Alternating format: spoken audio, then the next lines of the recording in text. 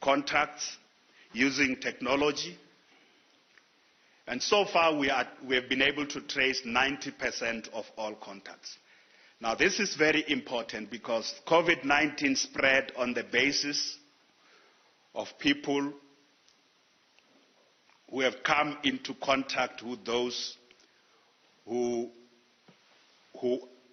have coronavirus. And some may have symptoms and others may be asymptomatic. So being able to trace those who have come into contact with those who have tested positive is one of the key things that the world, all countries, all jurisdictions are battling with this, that the capacity to trace all the people who may have come into contact with someone who have tested positive, it's very, very important in order to cap the spread of COVID-19. So as I say, so far we are happy. We hope we will improve above 90% in tracing all contacts. As we continue so far we are using our own technology. There is a national process to help us deploy additional technology. Someone who have tested positive.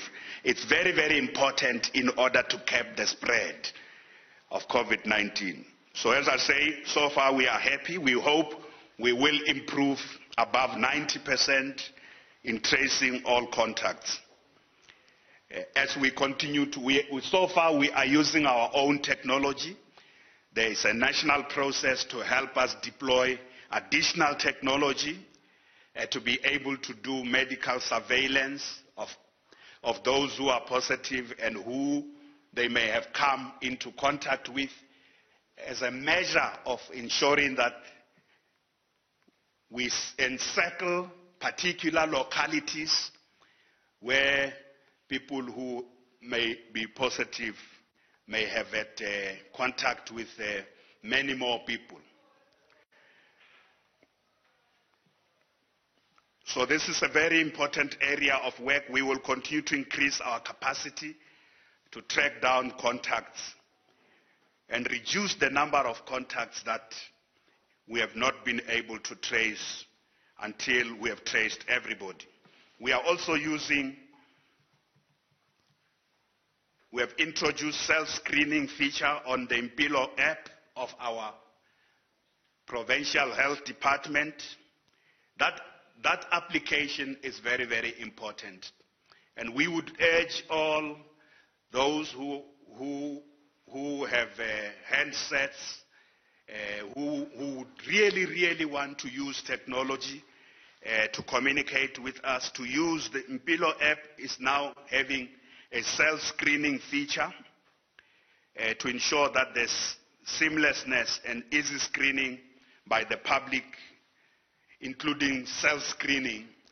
And we will be able to get that information immediately and communicate relevantly with those that we think after self-screening need to be tested. Our tracers have been very good at using this app to monitor contacts also in many different parts of our province, working with our tracing teams who have developed an algorithm for screening, testing and following up with various patients who are arriving at different testing sites. I also want to report on a very important matter that Gauteng province has currently been paying attention to PPE, personal protective clothing, for healthcare workers. And as we speak now, we have adequate supply of personal protective clothing for our healthcare workers. And we emphasize that they are our priority for personal protective clothing. They are the priority, the number one priority. Of course, even other workers, including those in the security services who are working very hard, are also our priority. But we start with the healthcare workers first. We have been interacting with the trade unions in the public service in Gauteng. This is a matter that the trade unions have been highlighting. We have met with them as the Gauteng Pro, who is the main person on behalf of our executive council who lies with the trade unions in our province. We have briefed the trade unions about our work, including on getting more and more personal protective equipment, and they expressed their full support for the measures that the provincial government is putting in place, including in protecting more workers. The provincial government is also continuing to do work in order to increase the number of beds, particularly for COVID-19. We are looking at lots of our existing facilities, and that work is at a very advanced stage right now. In some of our existing healthcare facilities, we are clearing certain sections of the hospitals, and in other instances,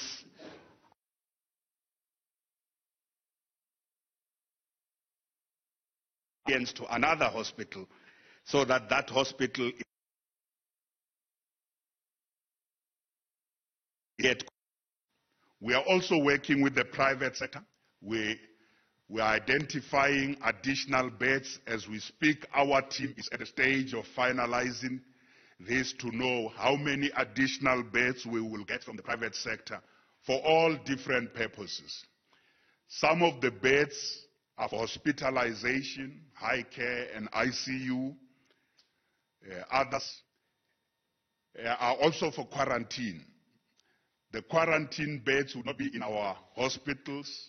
We are working with our municipalities. We have identified various facilities across Gauteng where, should we have more people, especially in communities, high density communities, should we have more people quarantined, taken out of their communities for a specified period in accordance with the advice of our medical specialists. It's usually 14 days.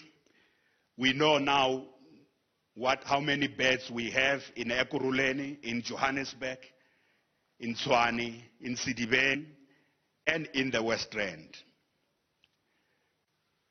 This is work in progress. Some facilities, especially for hospitalization, some facilities require significant amount of conversion to repurpose them into what they would be able to do, particularly should we reach a stage where we have more cases of people who need to be hospitalized. Dr. Masuku will also give some information, share some information about how many people so far have been hospitalized in Gauteng province.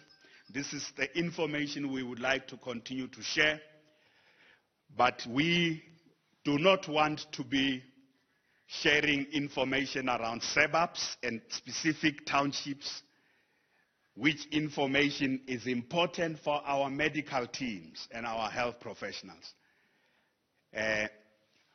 We do so because we think it's enough to aggregate at the district level. We have already experienced problems of stigmatization of individuals in communities, in localities who had tested COVID positive, including those who have recovered. So we have several cases of stigmatization and we want to make sure that our healthcare professionals use their protocols to protect those who may have tested positive as they are going through the various stages of recovery.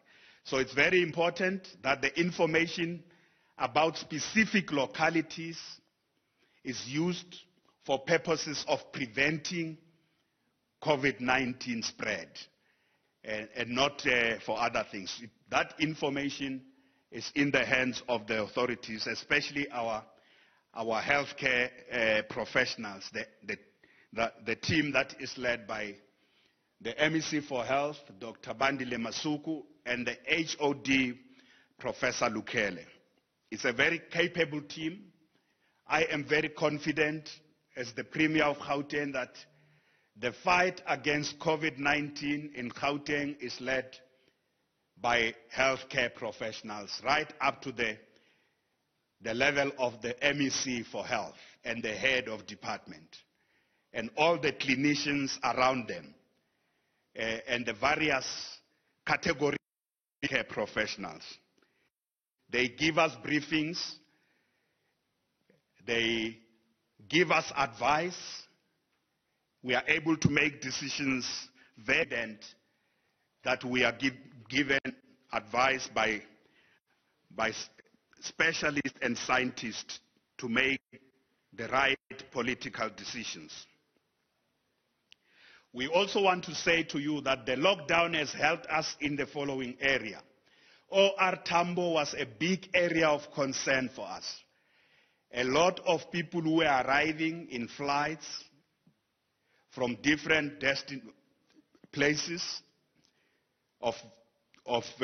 across the world, including countries that are at great risk, were arriving through OR Tambo. So since the lockdown, particularly including the lockdown of OR Tambo and Lanseria Airport, we have been finding that the work of our tracing teams is very focused now. There are no new numbers coming. We also want to say even the closure of the borders into our country, that has helped us a lot. Gauteng is the economic hub.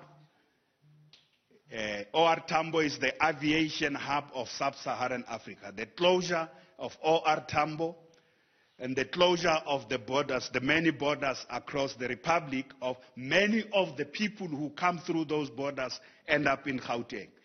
That decision linked to the lockdown has helped us a lot.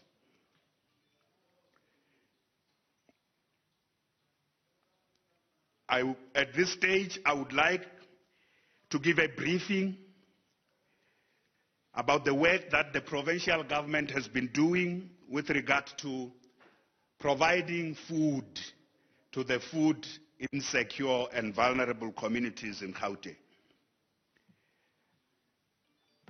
I would like to start by thanking all the NGOs and the business people who have been working with us as social partners for helping us to reach, at least since the national lockdown, we have reached 15,000 households that are food insecure. Now, not 15,000 people, 15,000 households that are food insecure. This excludes the homeless people. We have reached them through the work that's being done by civil society, the NGOs, the businesses that are donating, as well as our social development department food security program. We've been able to feed more than 60,000 people, and at this stage excluding the homeless people. If we include the number of homeless people that we have been able to reach, put in various shelters, provide them with food and sanitizers, the number will be much more. And we are consolidating that number. The category of the homeless people is a separate category. And then we have other households, particularly in the areas of our province that are regarded as most poor or poverty-stricken areas. Those areas are Sidibeng in the south of Gauteng, West Rand, which is the western corridor of our province, and some communities in the three metros. Communities in the north of Tshwane, up to Winterveld and Hammanskraal, and communities in the far east and north of Ekurhuleni, and communities in the south of Johannesburg. and in the south and the northern areas of Johannesburg. So we've got a lot of the people who are food insecure and vulnerable in there. In the next week, we are going to increase our capacity to reach more households. MEC Lesufi is leading this effort to ensure that we can reach as many people who are food insecure in our province as possible. But we know there are many more people who are phoning, who are sending in messages, who are saying they need some kind of food relief. And we know that the situation may, as the lockdown reaches the third week, there may be more people who will be coming to the fore. I want to continue to call on business people and civil society groups, including the churches that are supporting these initiatives, and various religious denominations and organizations linked to the faith-based sector. Many of them across all religions are working very, very hard with us to make sure we provide for the needy and most vulnerable in our communities. It's also important to indicate that there are several initiatives to continue to encourage our children, the learners at home, to continue doing homework, schoolwork from home. We announced the partnerships we have with various broadcasters who are helping to bring content at home to as many of our learners as possible, using various digital platforms that we have. Just speaking on education, we are very, very concerned. We are perturbed. We are more than concerned. We are perturbed by the targeting of schools by criminals in our communities. So far, 22 schools in Gauteng have experienced either break-ins, including the 4 that have been burnt down in the northern areas of our province. We have asked the law enforcement agencies, as they do all the other work that they are doing, to set up a special team that must help us trace these criminals, heartless criminals, who are breaking into our schools and helping themselves with valuable, including the gadgets, technological gadgets that we have put in many of our schools to enhance teaching and learning. I spoke to the Provincial Commissioner of the Police, who has assured me that there is a team that is hunting down these criminal elements. In some areas, this burning down of schools is linked to people who have been disrupting projects. Some of them call themselves business forums, and we have said again and again, we work with business forums.